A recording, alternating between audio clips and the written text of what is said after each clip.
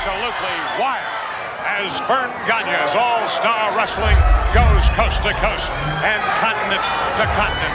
The greatest wrestlers in the world. He may be an apprentice carpenter, but I guarantee you he is a seasoned ring veteran. I've been hit with bar stools, bar rags, barmaids. I'm talking to you. They're scared that Hulkamania's still running wild. Oh, yeah. I got a big fat wife and 9 kids at home, and I gotta feed them. And take a look at Jesse the Body in real life. Open your hand once, if you would. You want to see it? This is absolutely unbelievable. Totally, completely out of control. He's coming in over the top. Hey! Look out!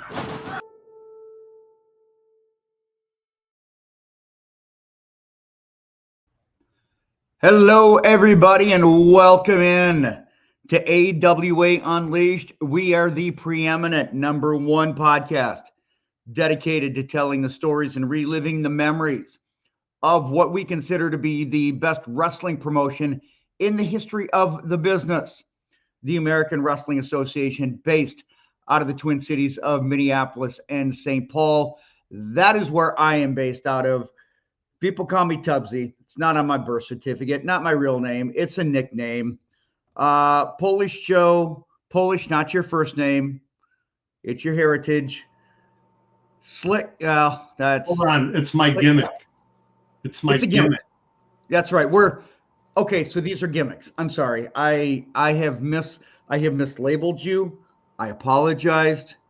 Do not get mad at me for something I may have done. Okay? Just because I do something, don't get mad at me because I may have done it, even if I say that I didn't. But I might have. See you next week. Might have, probably, most likely, all of the above. All of the above. Hey, guys, welcome in, though. This is our little corner of the wrestling industry, our little piece of the pie. And I want to welcome all of our brand new subscribers who have made the leap into old school wrestling, from our friend Maven Huffman and my guy Zach Weir. Thank you guys for coming over. And Maven, appreciate you, brother. Thank you for the rub. Wasn't asking for it, but man, you guys are Maven, real deal. Zach, the real deal. And for those that have not checked it out, last week was Maven, and Zach, his producer, a good friend of mine, and one of the reasons why that channel is what it is. So want to thank you guys. And a little bit about us. We are an old school wrestling podcast. While we enjoy, dipping our toe into the current stuff every now and then, we like to focus on the old days of the territories. And there's one specifically because Slick Mick Karch, Polish Joe Chupik, they worked for Vern Gagne, who was affectionately known as the boss up in these parts. So we're going to talk more about their experiences and their time in the American Wrestling Association. I saw the very later stages of it. So that kind of, hopefully that sets the scene for what it is that we talk about. Because ultimately, I feel like wrestling, my opinion, guys, it was better with the territories than, say, what it is now. That's my opinion. Territories made the wrestling business much more enjoyable. No question about it. And I think that becomes more apparent as time goes on, actually. And the current product, the current product is what it is, as they say. But yep. Yeah, we're heavy talking about the AWA because nobody else gives the AWA the credit that it richly deserves. When you talk about wrestling history, a lot of times you hear the Ric Flairs, you hear the Hulk Hogans, but you know what? The AWA was a powerhouse, and we're going to keep the memories alive. Well, and we had those guys here. Like everything that WWF did, Hogan, Andre, Hogan, D. David, a lot of that happened here before it happened with Vince McMahon. And absolutely, these memories, guys, if we don't tell these stories, if you guys don't tell the stories, because you guys are the storytellers here, if you guys don't tell the stories, they get lost, Joe.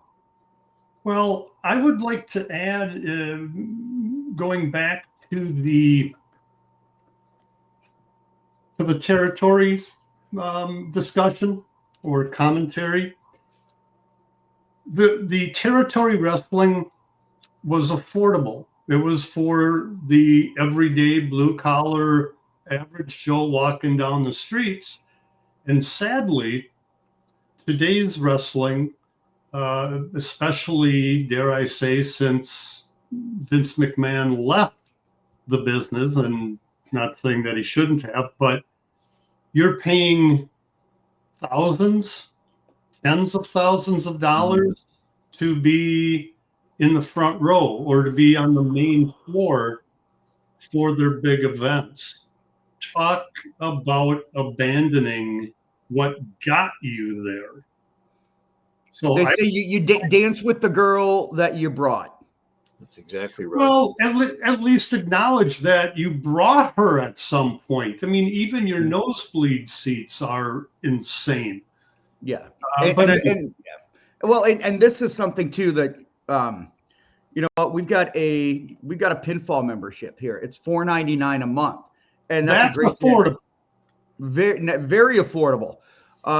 You get access to this podcast a day early, which normally drops on Tuesday. You get our exclusive monthly video. It's a watch along with an updated commentary. It's basically Mystery Science Theater 3000 meets professional wrestling.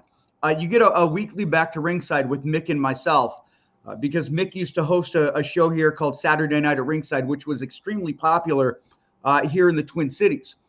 And what we do is we'll talk about the current product. And one of the things that we talk about, Joe, ironically, was Nick Khan talking about the affordability and how they're perfectly okay with the price point. So you get that. You get a thank you letter from myself with a letter and a magnet and 5 photos from Slick Mix Picks collection. So that is kind of, hopefully that's setting the scene for everybody here. But if we're good with that, guys, let's get into today's topic, because know that we've got a couple weeks ago, we talked about our favorite, your favorite villainous tag teams. And today we're going to switch things up a little bit, and we're going to go into the your all-time favorite bad guys, the villains, the heels, the evildoers, if you will. So I've got the pictures ready to go, and we'll get rolling on it. We got some tremendous response, and for those who are not members of our Facebook pages either, the AWA Unleashed fan page is out there, as is the Slick Mick Old School Wrestling page. You're going to get your fill of everything old school, believe me. And occasionally we'll do a poll, and we'll ask the viewers and the listeners of this podcast for their opinion. This week, I asked, who are your all-time top 20, as it turned out, villains in professional wrestling? And Joe, we know that sometimes a villain turns babyface eventually, or the other way around. But we're talking about specifically the heel runs for these individuals. And we got a great list, couple of surprises, some not so surprising. So we're going to give you 20, and we're going to start from the 20th vote getter and work our way down to number 1. And there he is, our old buddy, the late, great Stan Crusher Kowalski. Stan, of course, was one half of the first AWA tag team champions, along with Tiny Mills. He was a consistent main eventer in the Twin Cities. In the 70s, started to manage guys like Kobayashi and that type. And Stan retired in 1976. He had had enough of the way he felt he was being treated by the office and the AWA. But, Stan, and he managed Ivan Koloff, great grizzled veteran, just a classic heel back in the day. So this photo, approximately what year was this photo? I would say this one is probably, he's using the big K business. I would say this is probably late 60s, maybe early 1970s by this Okay. point. And the reason that I ask, because I've seen earlier photos of when he was part of Murder Incorporated with Tiny Mills. And though when they were Murder Incorporated, that would have been the early 60s, correct? Correct. Okay. So here's why I'm inquiring. I noticed that they had long hair, which in the early 60s really wasn't quite a thing yet. Am I correct there? You are absolutely correct. Both Stan and Tiny, they came into the ring in lumberjack gear, although Tiny was the one that was referred to as the king of the lumberjacks. But they did have the long flowing hair. And part of Tiny Mills's gimmick was that when he would get angry, he would run his fingers through his long hair, pull it down over his eyes, and then the wrestlers, the opponents, would complain that Tiny had grease in his hair, which of course transferred to his fingers, which eventually transferred into their eyes. So yeah, it was quite a gimmick, but Stan Kowalski, good choice, folks. I would have ranked him higher, but that's because I'm an old school guy. But Stan, just a terrific individual, great heel in the AWA. Now, Yeah, this one. Sorry to interrupt you, Mick. When I first saw the list, I'm like, I don't ever remember Crusher being a heel. I know that he was when he started back in the 1950s and then the early 60s here. But when I saw him, I'm like, I had to do a double take and look at the title of our show this week, of the topic. And I'm like, heel singles, Crusher. What? Oh, that's right. He was a badass at one point. that's probably why he's coming in at number 19, Joe, because a handful of people remembered Crusher's heel days in the AWA. Most, unless you go back again as far as I do, when the programs were written on rocks, you don't know that Crusher was a tremendous heel in pro wrestling. As you said, started in the 50s as Reggie Lasowski.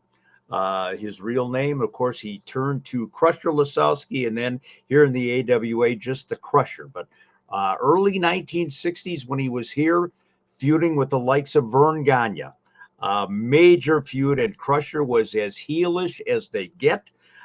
He was not the funny, hysterical, fun-loving Crusher of later on in his career. He was a straight-ahead, no-nonsense guy. Killer promos always, but yeah, Crusher, in fact, didn't turn babyface here in the Twin Cities until the end of 1964, beginning of 1965. So there you go. Was he dancing with Wanda in those early years, or did Wanda come about later? He referred to Wanda, but I don't think back when he was a heel, it was in complimentary terms. He got more affectionate towards Wanda as the time went. Maybe as Wanda put on more weight, maybe Crusher probably enjoyed Wanda's. Yeah, I was going to say, maybe they could have had a mixed tag team, Stan Hansen and his wife against Crusher and Wanda. I mean, that would have, I can't tell you how much maybe that would have been the best match in AWA history, because I don't remember us ever talking about a mixed tag. There we go. I just booked it retroactively. You booked it retroactively, and you did a good job with that. And as they say, that would have put asses in the seats, at least 2 or 3. Let's go to number 18. Wow. 18. Too low. Way too low for superstar Billy Graham. But again, Joe, this may be a generational thing. You got to remember, superstar Billy Graham was here in the AWA area as a heel 52, 53 years ago, where most of our audience, at least a lot of it, were not even born yet. But man, was this guy, you talk about a meteoric impact in the AWA. We had not seen the likes of him. Gorgeous George was here in the 50s in the Minneapolis territory. But Gorgeous George, I would say, was a grossly toned down version of what we got with Superstar Graham. I got to clarify that we're referring to the first version of Superstar Billy Graham, not Yes. the early 80s karate, not as juiced up version. The original Superstar Billy Graham, he has been given credit by the likes of Hulk Hogan and Jesse the Body Ventura. That is the kind of impact that Superstar Billy Graham had. His promos at the time were 20, 30 years ahead of, well, maybe not 30. I'll say 10 to 20 years ahead of its time. He was that good, and he was in Technicolor. Technicolor, absolutely. Yeah, and his promos were phenomenal. And I want to tell you something, for those who remember or have seen it on video, his feud with Wahoo McDaniel around the horn in the AWA, I would venture to say one of the early blood feuds in the AWA, always culminated with the Indian strap match, and always culminated with Wahoo winning in every single city that they had the match to end the feud. But savage feuds. I mean, these guys took that leather to each other and just beat the crap out of each other. Well, why, if Superstar kept getting beat, why did he keep doing it then? I mean, if you're not good at it, maybe you should be like, maybe you should have like a pose down or something. I mean, wait a minute. Not everybody in life sits behind a microphone like we do and eats pizza. Some people are competitors. I mean, look at the Minnesota Vikings, for example. Hey, BBP, Body by Pizza, baby. It's not a gimmick infringement, but it's Body by Pizza. BBP, not DDP. I want to make that clear. I love Dallas. Love Paige. But, okay. Now that we've digressed, completely off the script here, what I was going to say is some guys are competitors and some guys are like us. There's number 17, I believe. And a guy, you talk about tough guys, Joe, do they make them any tougher than the late Mr. Saito? He was not here in the AWA, relatively speaking, to some of the other established long-term heels, but what an impact from the time he threw the salt in Hulk Hogan's eyes on television and then scarred him up with that trophy to the chest of Hulk Hogan. Proverbial pit bull. He wasn't the tallest wrestler, but just look there. Look, he was thick in a muscular barrel body thickness. I got along great with Masa. Would I have put him at 17 as I'm looking at the list? Respectfully, I don't know that he would have made my top 20, probably because he wasn't here long enough for me. Well, you got to remember, Joe, he did take an extended vacation during his. Well, if we're including McDonald's, then yeah, he'd be top 5. Yeah, there you go. I mean, he did have to take a little vacation to the Block H Hotel, Cell Block H Hotel in Waukesha. But Mr. Saito, for the time that he was here in the Twin Cities, he was over. He was over big, and then he left and he came back and teamed up with Jesse Ventura, the far East-West connection. But there's nobody in the business that ever got into the ring with Masa that would tell you this guy, as you said, Pitbull, is a perfect descriptor. And he could wrestle.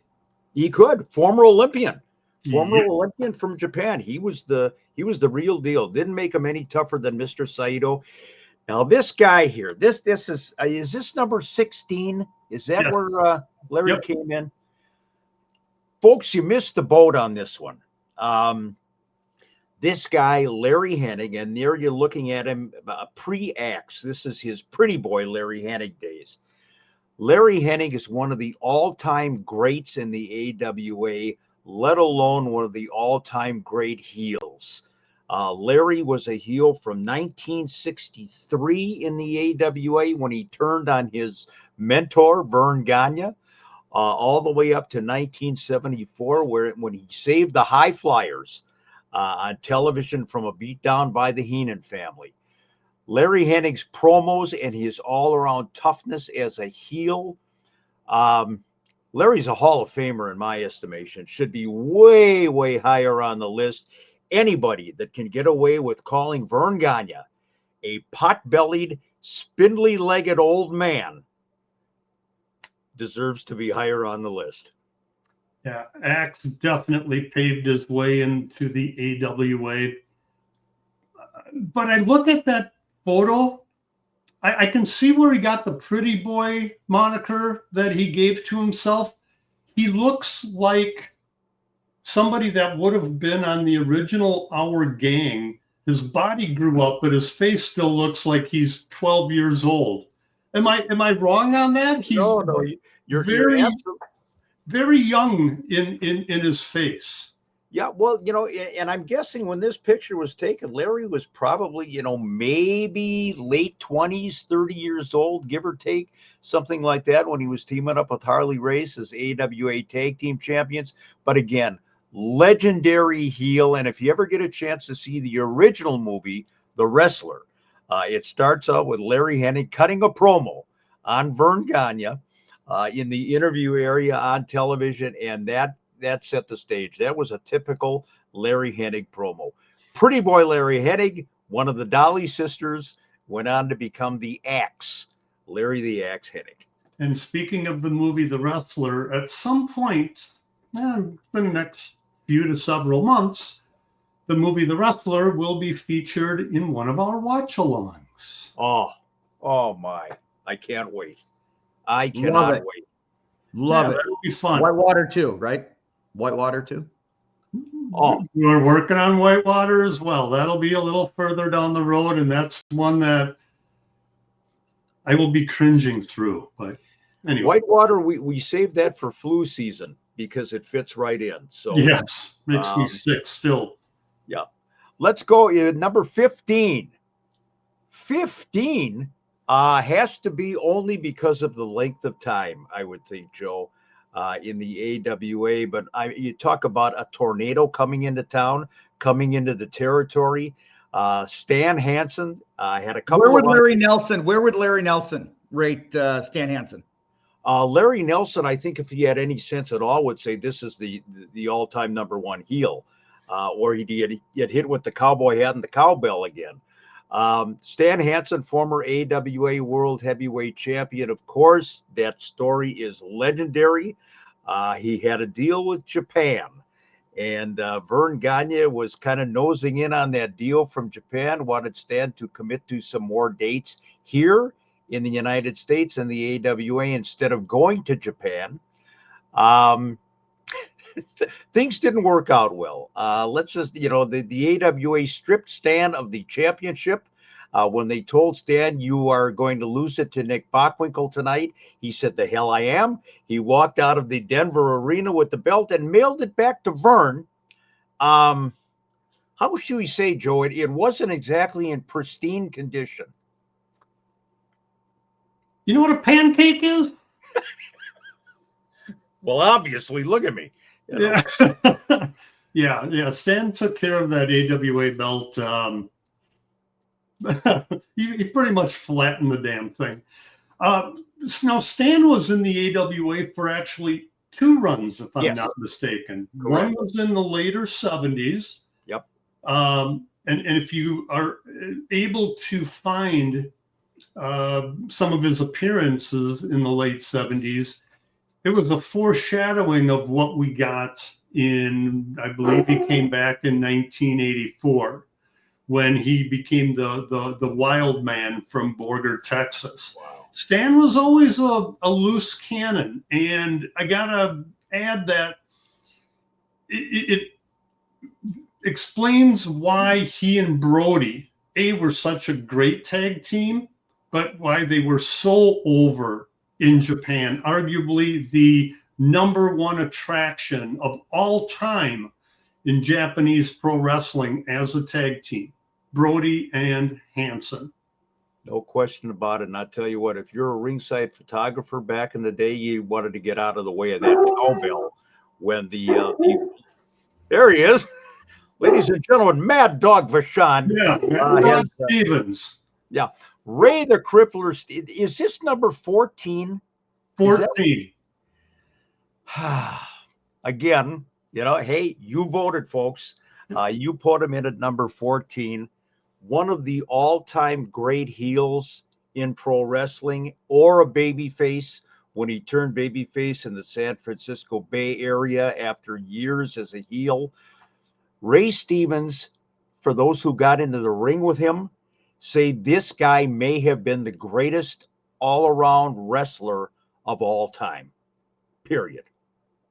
A trucker, a fighter, and a wild bull rider. Raymond, as we referred to him in the office. It wasn't Ray, wasn't Crippler, wasn't even Mr. Stevens. It was always Raymond.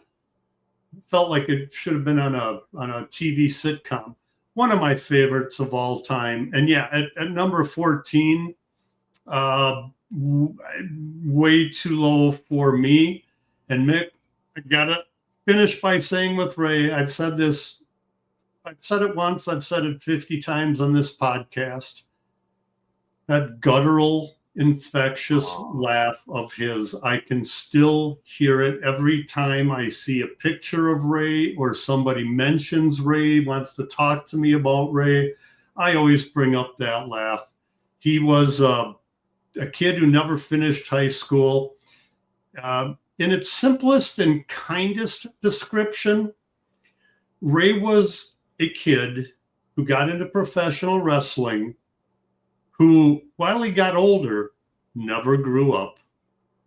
Boy, you said it right. Right on the dot there, Joe. And remember, probably the only guy in history that came out on television and gave a promo insulting Larry Hennig's dog. Of all things. He didn't like Larry Hennig. He didn't like his wife. He didn't like his kids. And he hated Larry Hennig's dog. God bless him, Ray Stevens. All right, so we're on to what, lucky 13? Number here? 13. Well, number 13, not the greatest technical wrestler of all time, certainly, but when you talk about heels that were over in probably the AWA's all-time box office boom era, this guy was a part of it. The former governor of the state of Minnesota, that says a lot for our state, Jesse the Body Ventura, one of the great talkers in the business, and he's still yapping to this day.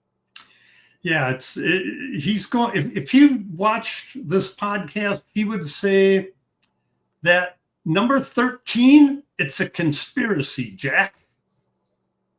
Jesse, he, right or wrong, he has his own view on certain topics that are controversial, but what's not controversial is he deserves to be on this list without a doubt.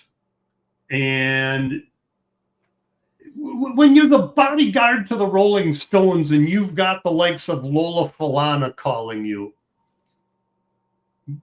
one of those I know is true. The Lola Falana I'm not sure about. But that aside, Jesse deserves to be on this list. Part of me wants to think, should he have been higher? I guess we'll find out when we take a look at the rest of the list. But the other thing is, we're going through this.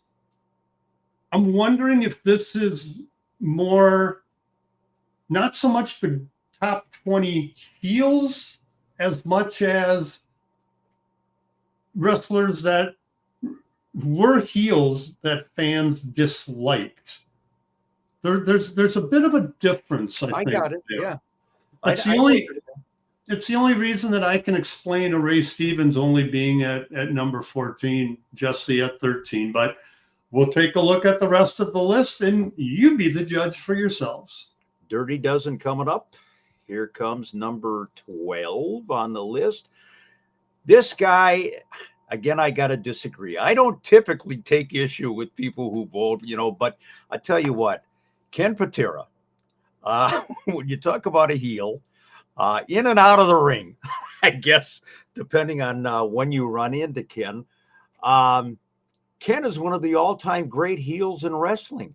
I mean, when he was part of the Sheik's Army or the Black and Blue Express, whatever he was, whenever he was a heel, there was nothing likable about Ken Patera. Sometimes even a Jesse Ventura, he's got a little humorous edge to him or whatever. Ken Patera was straight out, no bullshit. This guy was one mean SOB, and that kind of exemplified Ken Patera. Should have been higher. Should have been way higher in my estimation. You bring up a good point, like with Jesse, with his promos, you could find a way to enjoy listening to some of his promos. With Patera, you hated him when he was inside of the ring, if he was seconding somebody outside of the ring, or if he was cutting a promo or getting purchased by Sheik Adnan El Casey from the Heenan family. Ken was easy to hate, and he did it very well in his early days. In fact, if we look ahead, when he came back to the AWA and teamed with Brad Ringens and went against the Destruction Crew and so forth, the babyface Ken Patera did not work for me in any way, shape, or form, and was not believable because of who we know Ken Patera was. Not saying that Ken is a bad person outside of the ring in real life, just saying that his personality, his presence exuded heel. I would say if you're going to liken him to somebody in the business, Joe, that is a heel and a curmudgeon and just a badass and don't bother me, maybe Ole Anderson would be a good comparison in terms of personality. When Ken broke into the business, he was a milquetoast babyface, Olympic weightlifter, strongman, brought into the business by Vern Gagne. But boy, he hit his stride when he turned heel. Legendary here in the AWA, and really everywhere he went as a heel. Georgia, New York, wherever, Ken Patera this guy is the real deal. No question about it. Number 12, I believe, was on our list. And now this, what can I say? Duration is, in terms of his time in the AWA, is the only reason that he is rated as low as he is. But again, what an impact. What can you say that hasn't already been said about Bruiser Brody? The number 11 for Brody has one too many digits in it for me. I would have personally put Bruiser Brody as my top heel. Now, there's a few others that if you were going on a 9.95 rating for Bruiser Brody, the others would be 9.94, 9.90.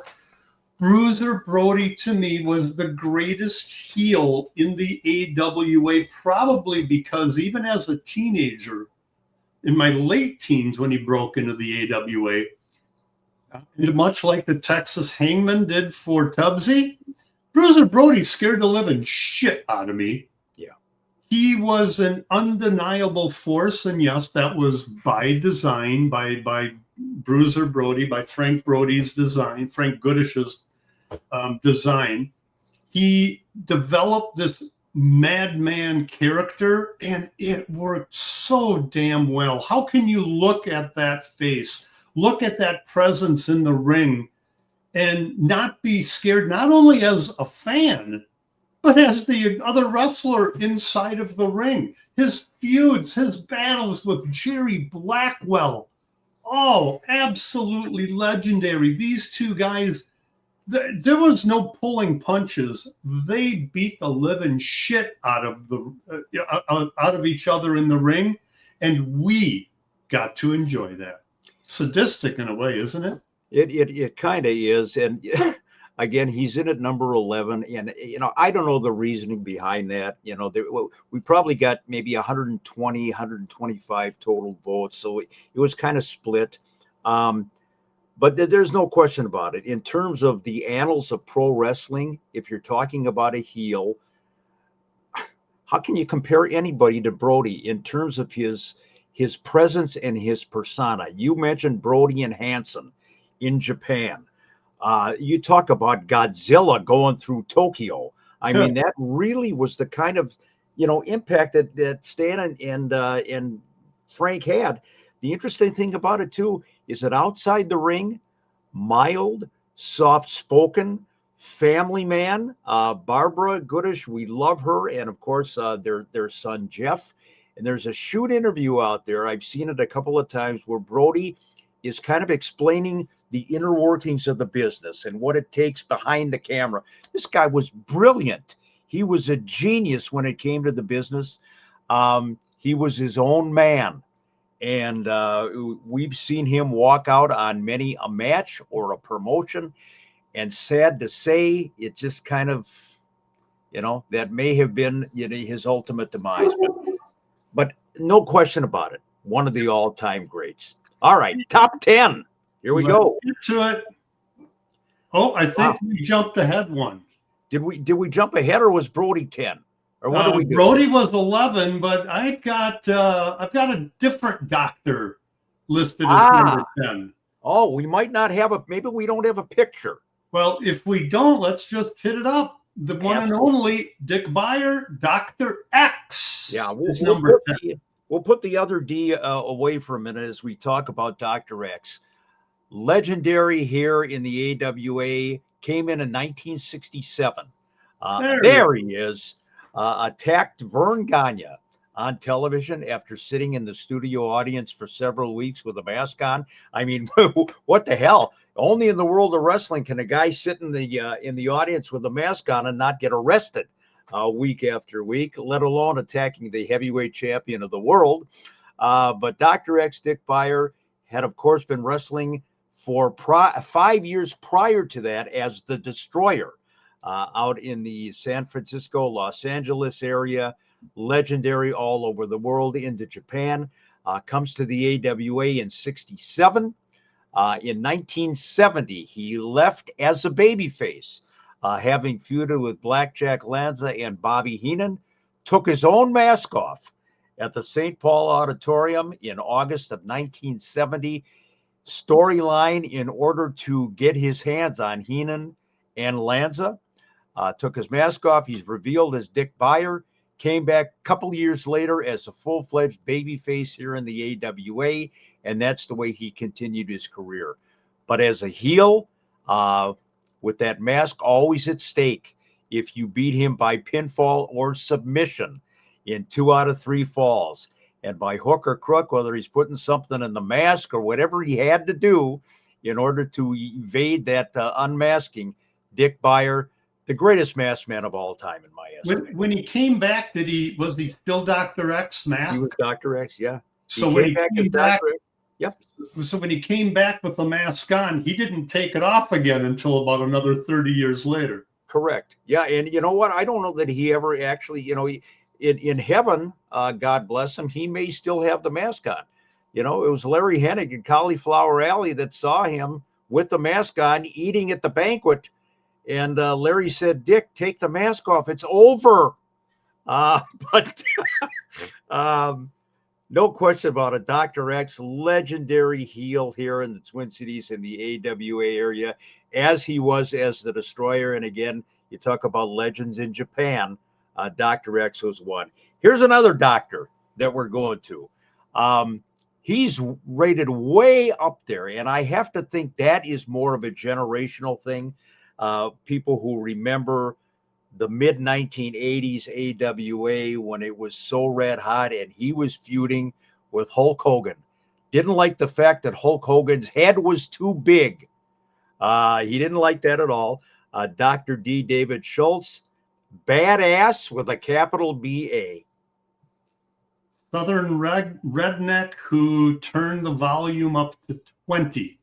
Yeah. I agree with him at number 9 on the list simply because he came across as such an asshole as a heel in the AWA.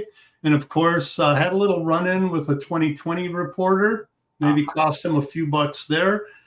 But Dr. D, David Schultz, made it to number 9 on our list above Brody. Well, again, it may be just generational.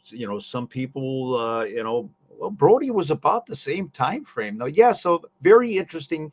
But Dr. D, maybe it's because of 2020.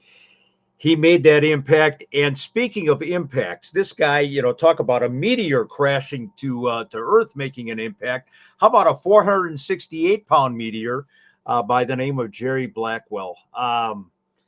Jerry, to me, this would have been top 4, top 5 for me as far as heels in the AWA when he was a part of the Sheik's army, or when he tried to steal the Crusher's gimmick and call himself Crusher Blackwell.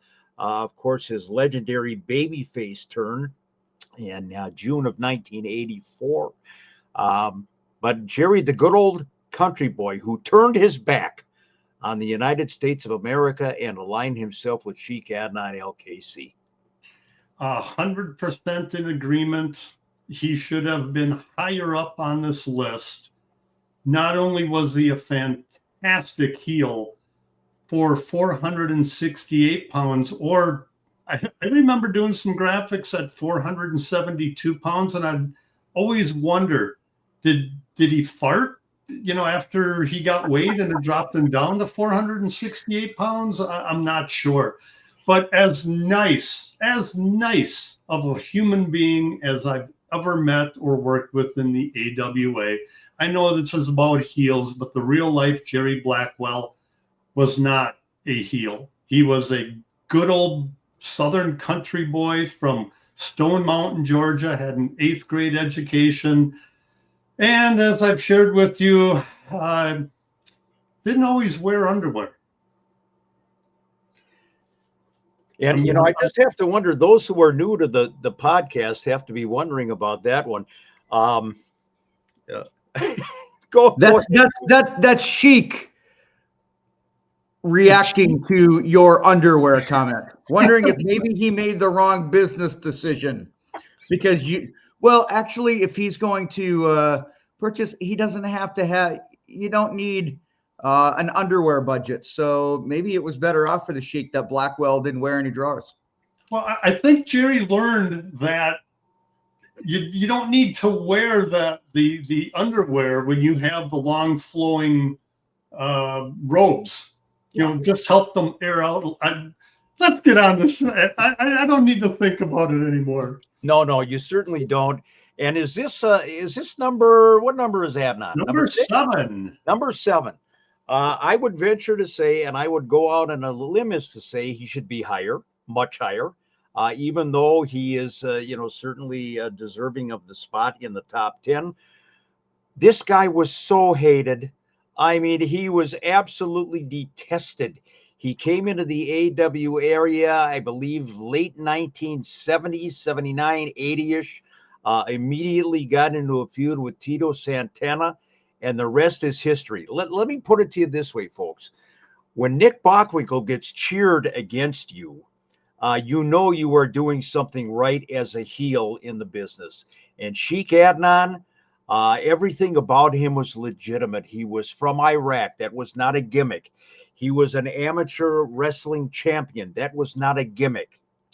He was a close friend and worked with Saddam Hussein. That was not a gimmick.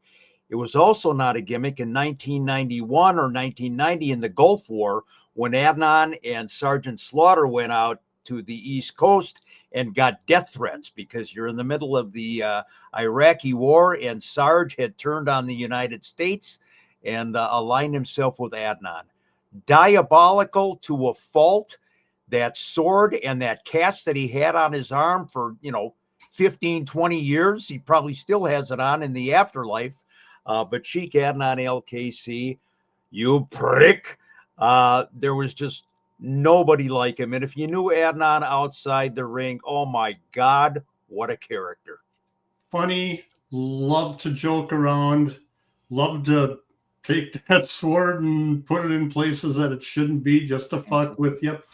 Adnan was so popular back in Iraq. If I'm remembering the story correctly, he was brought back to wrestle Andre in Iraq. And I believe Adnan told me that there were about 100,000 people in that venue to watch that match. That's how over Adnan was. I'm sure it didn't hurt that you've got the eighth wonder of the world coming in. But I don't remember who went over, but I gotta believe that Adnan went over on Andre in Iraq. And Andre would have said, okay, boss, no problem. Andre would have known to not mess with the Iraqi regime back in those days. And you know what? The caravan is still waiting. The Harim. Yeah, they're waiting for the camels and everything else with Adnan LKC. Absolutely. You talk about heels in the business when people believed in heels. Adnan is right up there, top 10, no question. In fact, Adnan was so Iraqi. He died here in Minnesota, and they flew him back to bury him in Iraq. Now, number 6 for Bobby Heenan? Seriously, this one probably stumps me as much as the Brody ranking.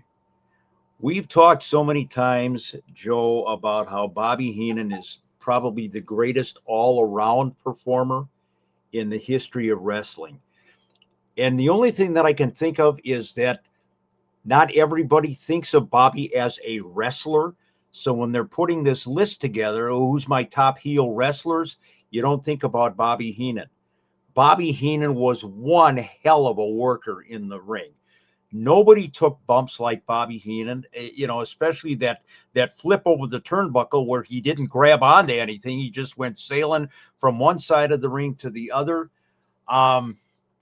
This is the consummate heel.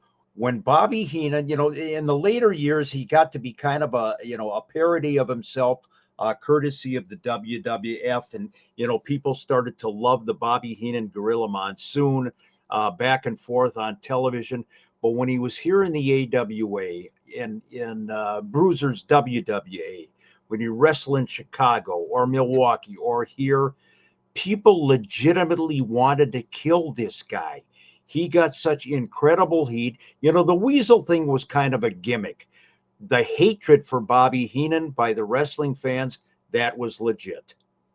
You talk about his wrestling ability. Nick Bockwinkel would always proclaim, let me rephrase this, often proclaim that if he or Ray couldn't make a town and Bobby had to substitute, that they would get a bigger pop in that instance than if it was Nick and Ray with Bobby in the corner. Bobby, greatest single all-time overall performer in my book, without question. I've said it for decades, and I will say that until I am no longer around doing the preeminent AWA Unleashed podcast, or even beyond that. Bobby, second to none. Number 6 on the AWA list. That one surprises me a lot. Yeah. And again, I can only say that maybe it's because people saw him as a manager. But then Adnan is 7. Well, but Adnan was a wrestler prior to becoming a manager. I mean, but it wasn't for very long, and he sucked as a wrestler. With all due respect, Adnan. What are you? One of the greatest bump takers in the history of the. There could be a contest of Adnan LKC and Wally Carbo as to who took the better bumps, and I think it'd be about a 50-50 split. Well, Adnan, wasn't he trained in the stop, drop, and Stop, Sit, crouch, and stop. drop. Stop. Yeah. Yeah. Joe has taken bigger bumps off the bar stool at the Croatian Hall. The what? Never been there. Sheik Adnan Al-Casey, ladies and gentlemen, and Bobby the Brain Heenan, but they belong in the all-time great list. But yeah, Bobby number 6, very surprising. Now this surprised me even more, not because he was, a heel. I mean, he was a great heel. He was a tremendous heel. But Blackjack Lanza coming in ahead of Bobby Heenan on this list kind of surprised me. But, the guy that the Crusher called Oil Can Harry, Blackjack Lanza, certainly until he turned face in the AWA in the 1980s, as diabolical, an old school, straight ahead, no nonsense, fist, punch, kick. Blackjack Lanza, legendary. I agree with you. Jack, you're a fantastic heel. But number 5 above the likes of Bobby Heenan, Jerry Blackwell, Bruiser Brody, Ray Stevens. Sorry, Jack, you deserve to be in the top 20, but not in the top 10, and certainly not in the top 5.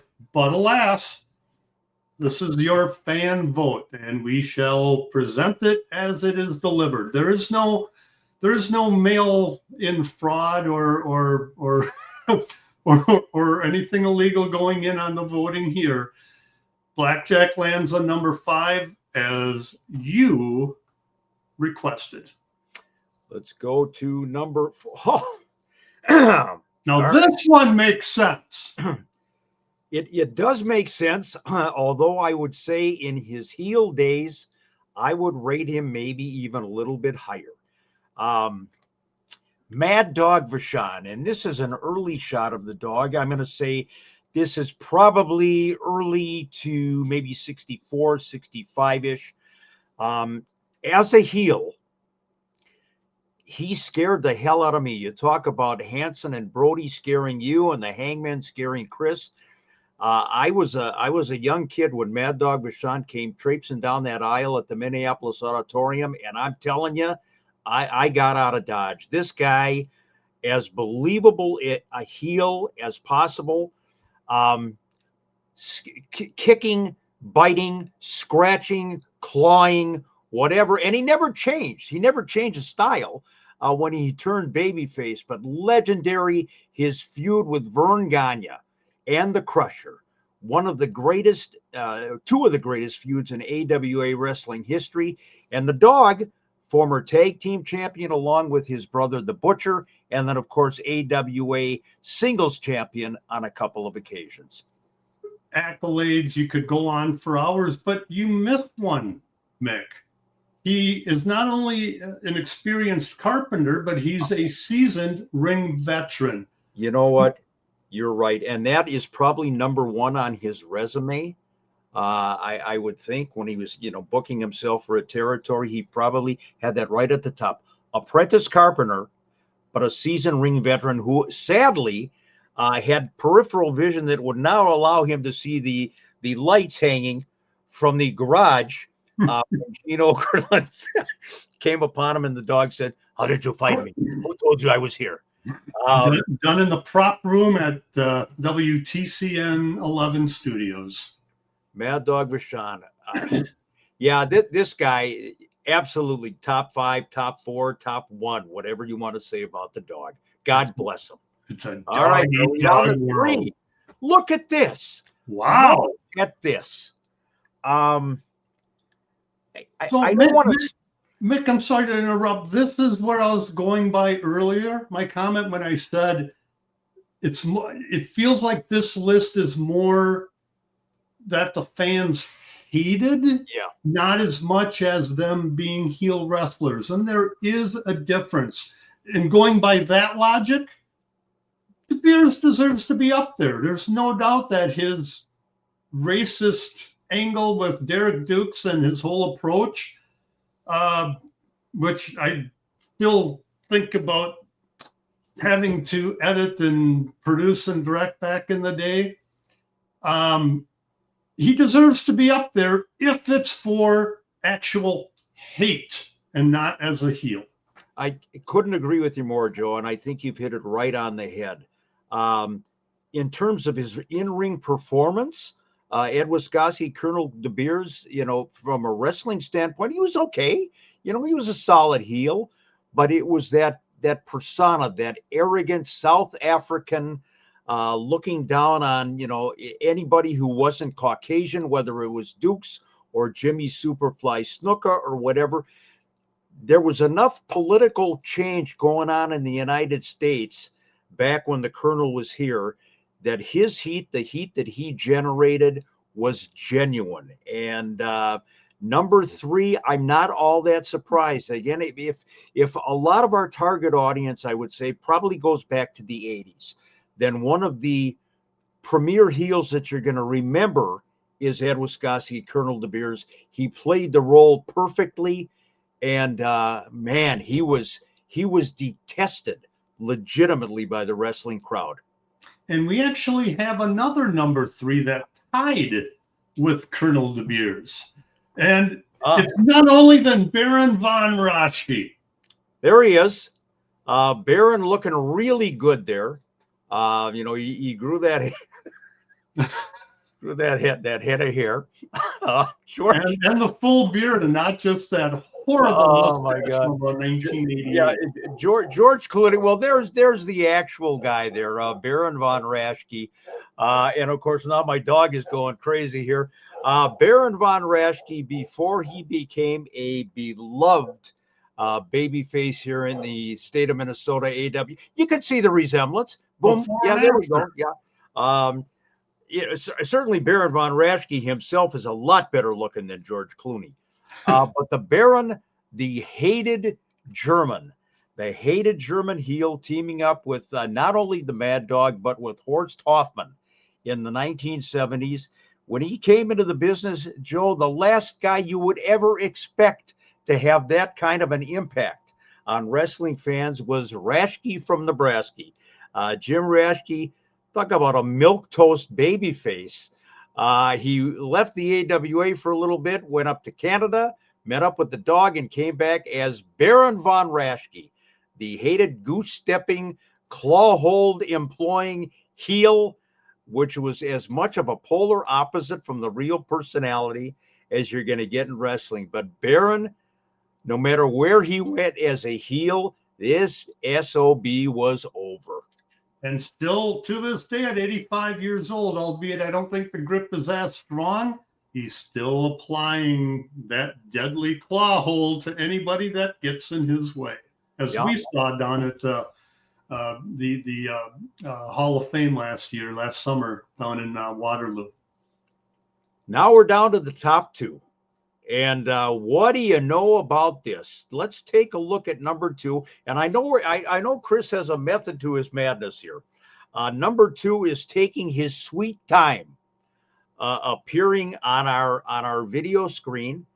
The crowd is starting to slow clap. Still waiting on him. Still waiting. Hey! He decided. Very good, Chris. He decided to make an appearance. Larry Zbyszko. In the dying days of the AWA, Larry Zbyszko was a shining light. Talking about the Spudheads in the state of Minnesota, or all over the AWA for that matter. Larry Zbyszko from Larryland. He would always take you on a trip to Larryland. Feuded with every babyface there was in the AWA at the time.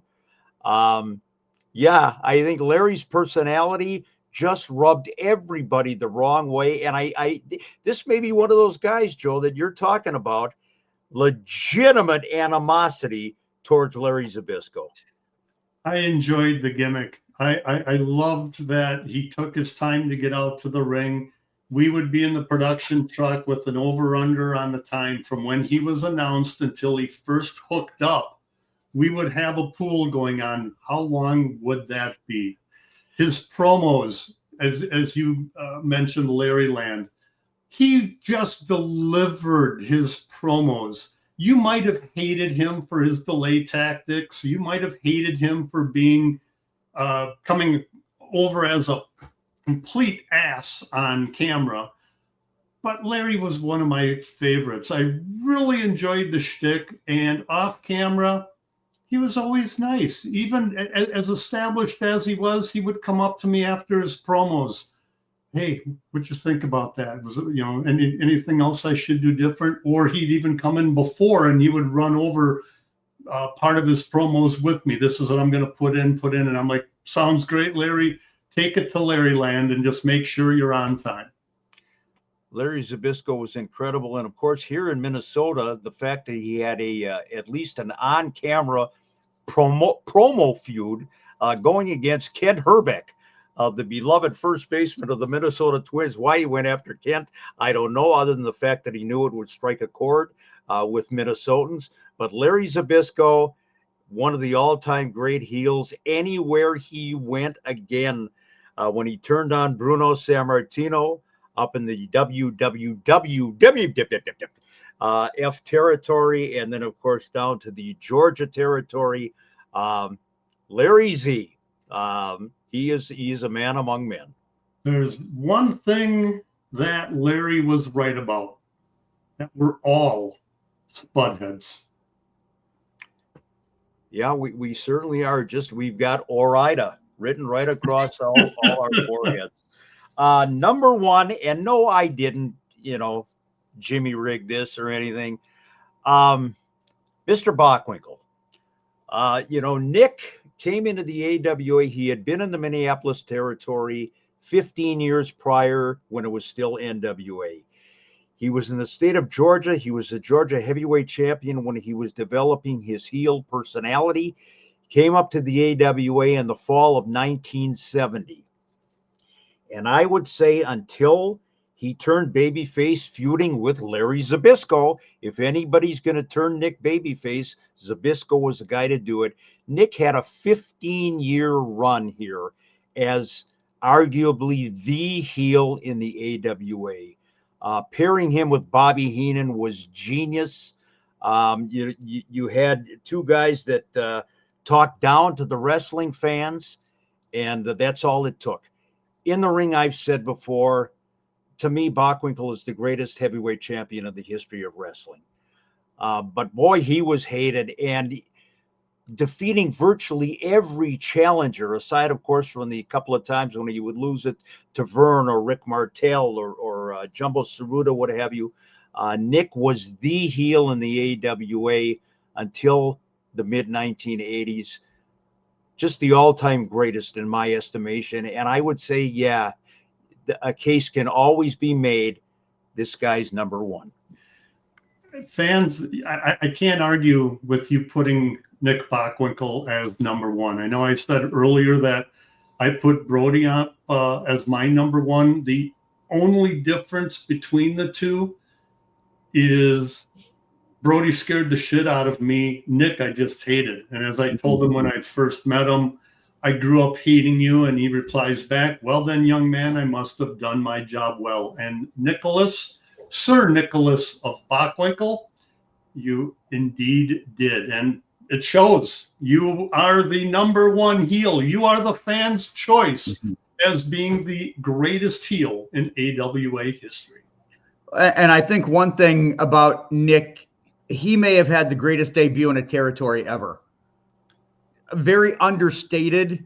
And I think that's kind of one of the reasons, like looking back at him, I'm like, okay, I kind of dig how Nick Bockwinkel came into the AWA. Came into the AWA by, he had been in Hawaii, and he said, in Hawaii, we have a slogan or a saying when somebody is leaving, we say aloha. Well, it's going to be aloha, Vern Gagne. One of the great lines ever. And this is kind of an interesting month because I've alluded to it, and Chris, you and I talked about it on the Back to Ringside, which we taped yesterday. It is 50 years ago this week that Nick defeated Vern Gagne for the AWA Heavyweight Championship.